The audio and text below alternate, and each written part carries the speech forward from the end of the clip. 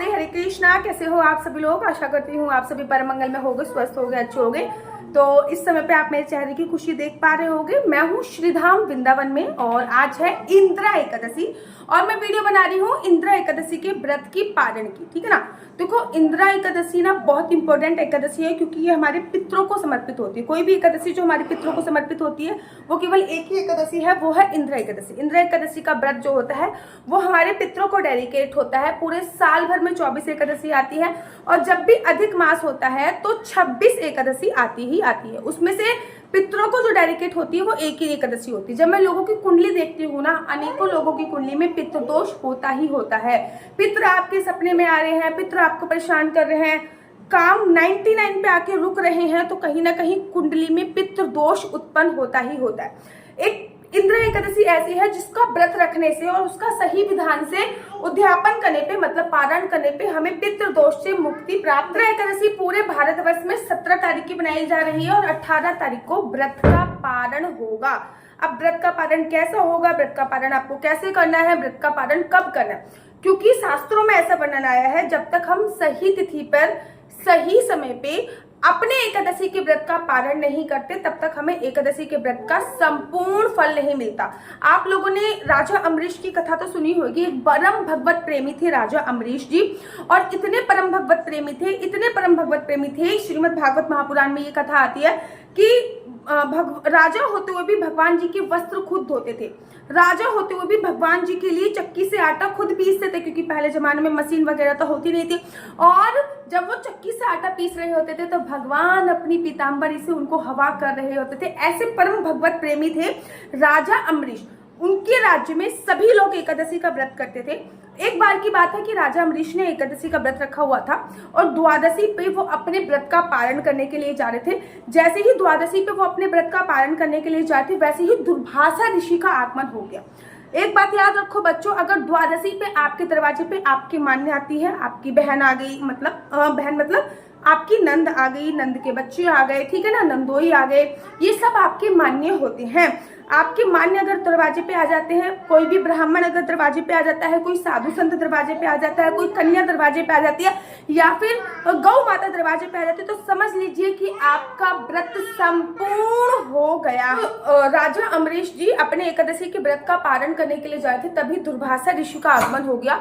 दुर्वासा ऋषि को आते हुए देख राजा अम्बरीश जी ने हाथ जोड़े और बोले कि आज मैं अपने एकादशी के व्रत का पारण करने के लिए जा रहा हूँ। महाराज, आपका आगमन, आपके शुभ चरण हमारे राज्य के लिए शुभ फल होंगे। सबसे पहले आप ही जीमिए, उसके बाद मैं अपने एकादशी के व्रत का पारण करूंगा। अब दुर्वासा ऋषि ने कहा कि मैं बहुत लंबी यात्रा से आ रहा हूँ, पहले मैं स्नान वगैरह करूंगा, उसके बाद मैं भोजन इत्यादि ग्रहण करूंगा। राजा अम्बरीश इंतजार करने लगे दुर्वासा ऋषि को स्नान करने में। जब तक करने में थोड़ा समय लग गया तो राजा अम्बरीश ने देखा कि एकादशी के जो व्रत का पारण होता है ना, वो द्वादशी पे एनी हाउ हो जाना चाहिए, ठीक है ना। वो भी एक पर्टिकुलर समय, हरिवासन समय निकलने के बाद एक मुहूर्त होता है, उस पे व्रत का पारण हो जाना चाहिए, क्योंकि अगर व्रत का पारण सही समय पे नहीं हुआ तो हमें एकादशी के व्रत का संपूर्ण फल जो होता है वो प्राप्त नहीं होता।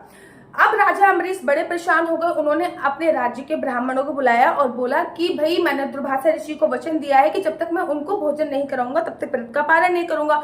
अगर मैं अपना वचन तोड़ता हूं तो मैं कैसा क्षत्रिय नहीं कहलाऊंगा, और अगर मैं वचन नहीं तोड़ पाता, अगर मैं वचन नहीं तोड़ूंगा तो मेरा एकादशी का व्रत जो है वो आधा अधूरा माना जाएगा। ऐसे में क्या करूं? तो सभी ने कहा कि आप भगवान के चरणों का चरणामृत पीकर अपने व्रत का पालन करो। राजा अम्बरीश ने ऐसा ही किया। राजा अम्बरीश ने भगवान के चरणों का चरणामृत जैसे ही पान किया, दुर्वासा ऋषि का आगमन हो गया। दुर्वासा ऋषि ने कहा, हे मूर्ख धूर्त राजा, तू ये क्या कर रहा है?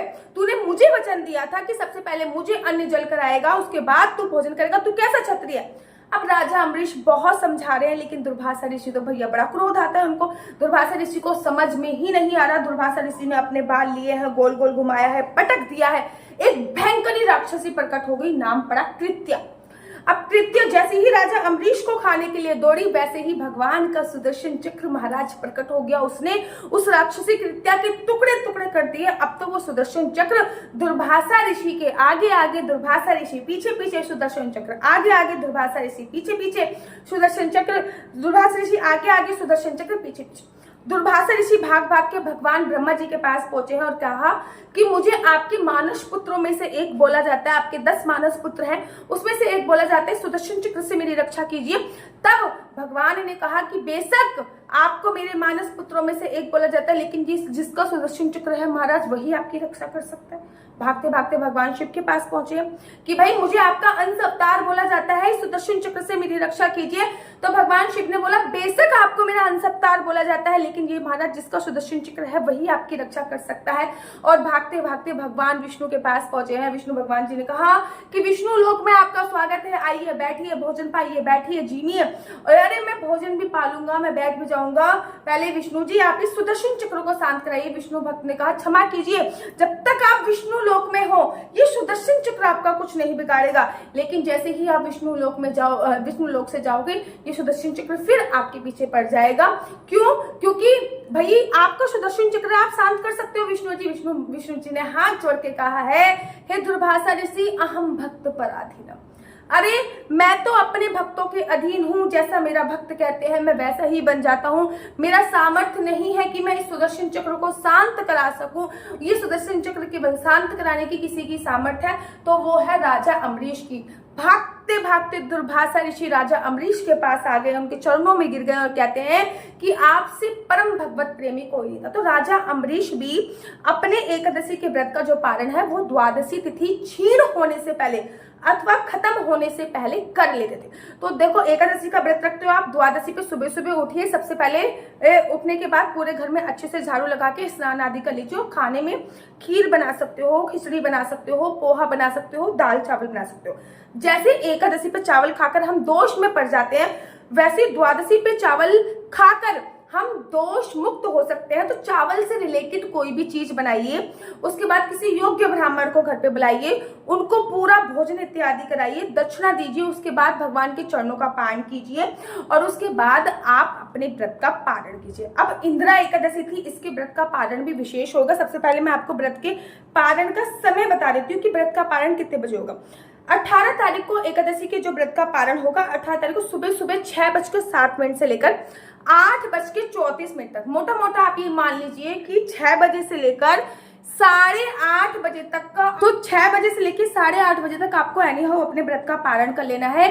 याद रखो कि 11:30 बजे द्वादशी तिथि खत्म हो जाएगी और द्वादशी तिथि खत्म होने से पहले ही आपको व्रत का पारण करना भी चाहिए। और उसमें भी सबसे शुभ मुहूर्त जो है वो 6:07 से लेकर 8:34 तक है। इसमें आपको एनी हाउ अपने व्रत का पारण करना है। अब आपको करना क्या है, क्योंकि इंदिरा एकादशी है तो ये जो व्रत का पारण होगा ना, इसमें हमको संकल्प लेके इस व्रत का जो पुण्य है वो अपने पितरों को समर्पित करना है। सुबह सुबह उठना है, पानी में काले तिल डाल के स्नान करना है, पूरे घर में गंगा जल का छिड़काव करना है, उसके बाद हाथ में काले तिल लेने हैं और उसके बाद आपको क्या करना है, ओम श्री विष्णु श्री विष्णु श्री विष्णु, मेरा नाम आशु चौहान है, मेरा गोत्र केम लक्ष्य, मेरा निवास स्थान श्रीधाम वृंदावन है। आज मैं पूरी विधि विधान से इंदिरा एकादशी का व्रत का पारण कर रही हूँ। इस व्रत का पुण्य प्रताप मैं अपने पितरों को समर्पित करती हूँ। भगवान मेरे पितर जिस भी लोक में हो आप उनको सद्बुद्धि प्रदान करें, आप उनको मोक्ष प्रदान करें। और ये जो काले तिल है ये आपको पीछे फेंक देना है, या फिर आप गौ माता को भी इसको खिला सकते हो, फिर इसको झाड़ू से निकाल सकते हो, कोई भी परेशानी नहीं है, या फिर किसी गमले में भी डाल सकते हैं, ठीक है ना। तो ऐसा करके आपको संकल्प ले लेना है। उसके बाद किसी योग्य ब्राह्मण को घर पे बुलाना है और उसको खाना खाने के लिए दीजिएगा, भोजन कराइएगा, फिर दक्षिणा दीजिएगा। काले तिल जरूर और जरूर आप उसको जरूर और जरूर दीजिएगा। उसके तत्पश्चात आप अपने व्रत का पारण अवश्य कीजिएगा। अब योग्य ब्राह्मण घर पे नहीं आ पा रहा तो आप किसी मान्य को भी बुला सकते हो। मान्य भी घर पे नहीं आ पा रही, इतनी सुबह सुबह कौन आएगा दीदी, तो आप ऐसा भी कर सकते हो, थाली में खाना बनाकर गौशाला या फिर किसी ब्राह्मण के या फिर मंदिर में दे के आ सकते हो। इतना भी नहीं कर सकते तो सूखा आइटम दे के आ सकते हो। सबसे सिंपल होता है कि भैया पैसे निकाल के रख दो, जब भी आप में सामर्थ्य होगा तब आप कर लीजिएगा।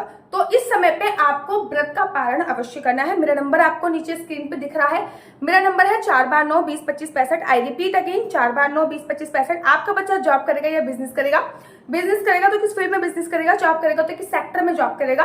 क्या है आपके बच्चे का लकी नंबर, क्या है आपके बच्चे का लकी कलर, क्या कुंडली में राजयोग है या नहीं, कुंडली में संतान प्राप्ति का योग है या नहीं, नहीं, ये सभी जानकारी आप मेरे से कुंडली के माध्यम से प्राप्त कर सकते हो। शादी का योग कब है, सरकारी नौकरी का कोई योग कब है, बिजनेस चलते चलते रुक गया है, मैरिज कब होगी, लव मैरिज का योग है या नहीं, ये सभी जानकारी, विदेश जाने की कितने % संभावना है, घर कब बनेगा, बच्चे को कौन सी फील्ड डिसाइड करे, ये सभी जानकारी आप मेरे से कुंडली के माध्यम से प्राप्त कर सकते हो।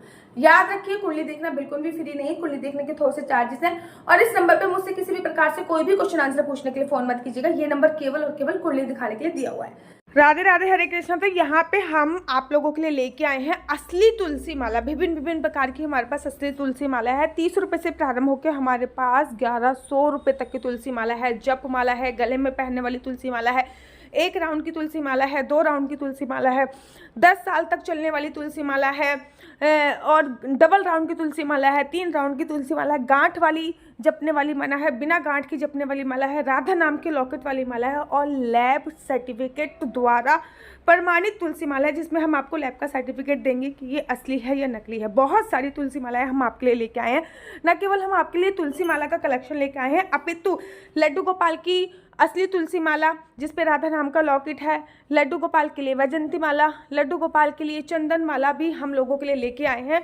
और लड्डू गोपाल की तीनों माला का सेट है, तुलसी माला, चंदन माला और वैजंती माला का सेट भी लेके आए हैं। साथ ही के साथ हम आपके लिए रुद्राक्ष के असली ब्रेसलेट, पानी में डालने वाला रुद्राक्ष, 1 मुखी रुद्राक्ष से लेकर 14 मुखी रुद्राक्ष तक हमारे पास सारे लैब टेस्टेड रुद्राक्ष अवेलेबल हैं। आप हमसे ओरिजिनल रुद्राक्ष मंगा सकते हैं। ना केवल हमारे पास रुद्राक्ष अवेलेबल है, अपितु हमारे पास कानों में पहनने वाले राधा नाम के असली तुलसी के इयररिंग्स भी उपलब्ध हैं, जो कि अलग अलग डिजाइन, अलग अलग तरीके से आप लोगों को प्राप्त हो जाएंगे। ये राधा नाम के असली तुलसी के कानों के इयररिंग्स हैं और इसमें बहुत सारी वैरायटी हमारे पास उपलब्ध है।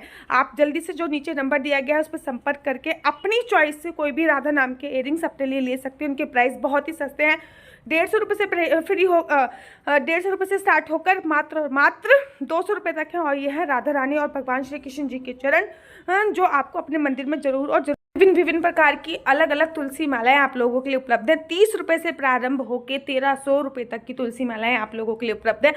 हम आप लोगों के लिए लेके आए हैं श्रीधाम वृंदावन की रज, 8 प्रकार की रज इसमें उपलब्ध है। न केवल एक सेवा कुंज की, निधि कुंज की, ललिता कुंड की, राधा कुंड की, कृष्ण कुंड की, निधि वन की, यमुना जी की, 8 जगह की ब्रज रज इसमें आपको उपलब्ध हो जाएगी। ऑर्डर जल्दी से जल्दी नीचे दिए गए नंबर पर करिए, हमारे पास लिमिटेड स्टॉक है। राधे राधे। अगर आपको मेरी वीडियो अच्छी लगती है तो आप अपना YouTube चैनल हरि बोल को लाइक शेयर सब्सक्राइब करना बिल्कुल भी मत भूलिए। तब तक के लिए मुझे दीजिए इजाजत। राधे राधे, हरे कृष्णा, हरि बोल।